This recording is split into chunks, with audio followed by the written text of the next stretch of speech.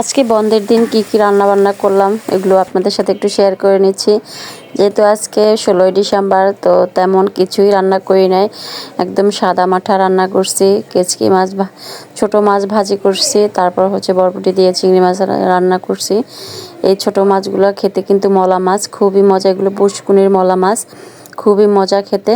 তো এখানে পেঁয়াজ কুচি বেশি করে দিয়ে, কাঁচামরিচ কুচি সব কিছু দিয়ে, হলুদ মরিচ দিয়ে ভালো করে মাখিয়ে নিচ্ছি আর কি। ভালো করে মাখিয়ে নিয়ে তারপরে রেখে দিব, তারপরে গিয়ে যায় ভুনা করব। যেহেতু আজকে বন্ধের দিন, অনেক মজা করে রান্না করব। রান্নাটা খুবই মজা হয়েছিল, খেতেও অনেক ভালো হয়েছিল।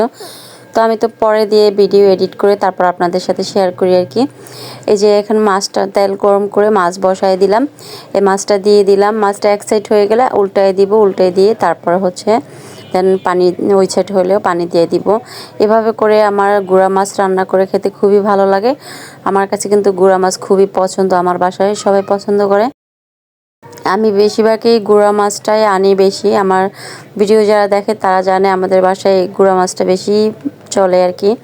তো বেশি করে ধনেপাতা দিয়ে দিয়েছি। টমেটো থাকলে টমেটো দিতাম, টমেটো ছিল না তাই দিতে পারি নাই। মাশাআল্লাহ অনেক সুন্দর হয়েছে আমার আজকের রান্নাটা। আজকের কেচকি মাছ ভাজাটা খুবই মজা হয়েছে। এই যে ভাজা হয়ে গেছে, একদম ভাজা ভাজা করে ফেলছি, তেল বের হয়ে গেছে। তারপর আমি এখানে বরবটি রান্না করব, এখানে চিংড়ি মাছ দিয়ে বরবটি রান্না করব। তো চিংড়ি মাছ, পেঁয়াজ কুচি, তারপর কাঁচামরিচ সব কিছু একসাথে দিয়ে দিছি, দিয়ে দেন ভালো করে কষাইয়া তারপর এখানে হলুদ মরিচ দিয়ে দিলাম। আমি আজকে কোনো তরকারিতেই মশলা ইউজ করি নাই, একদম সাদা মাটা রান্না করছি, তারপর অনেক মজা হয়েছিল মাশাআল্লাহ। তো এখানে বরবটি, এই বরবটিগুলো কিন্তু খেতে খুবই মজা হয়েছিল। এই বরবটিগুলো অনেক সময় আমি আনি না, গন্ধ লাগে, কিন্তু আজকের বরবটিগুলো খুবই মজা হয়েছিল এবং কি খুবই স্বাদও হয়েছিল, রান্না করছি।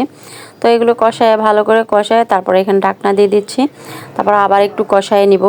আমার তরকারি ভালোভাবে না কষালে আমার ভালো লাগে না, আর তরকারি খেতেও ভালো লাগে না। তরকারির মজাই হচ্ছে কষানোর ভিতরে। তো আমার তরকারিটা কষানো হয়ে গেছে মাশাআল্লাহ, অনেকটাই কষানো হয়ে গেছে। এখন আমি ঝোলের পানি দিয়ে দিব। যেহেতু আমি আপনাদেরকে শেখানোর জন্য কোনো কিছু ভিডিও ছাড়ি না, যেহেতু আমি ভিডিও ছাড়ি, তো আমি যা রান্নাবান্না করি তাই আর কি আপনাদের সাথে একটু শেয়ার করি আর কি। তো কেউ মনে করবেন না যে কাউকে শেখাচ্ছি, এটা আমি জাস্ট, যেহেতু পেজ চালাই তো ভিডিও ছাড়তে হবে তাই আমি ভিডিও ছাড়ি।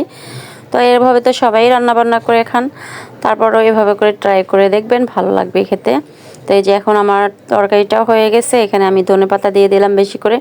টমেটো তেমন একটা খেতে চায় না সবাই, তাই তো টমেটোটাও আমি সব তরকারিতে দেই না। তো ধনেপাতা দিয়ে একটু নাড়াচাড়া দিয়ে দিচ্ছি, ধনেপাতাগুলো সিদ্ধ হয়ে যাবে। লবণ হয়েছে কিনা একটু দেখলাম আর কি, লবণে হয়ে গেছে। তো আমার ভিডিওটা ভালো লাগলে একটু লাইক, কমেন্ট, শেয়ার করবেন। সবাই ভালো থাকবেন।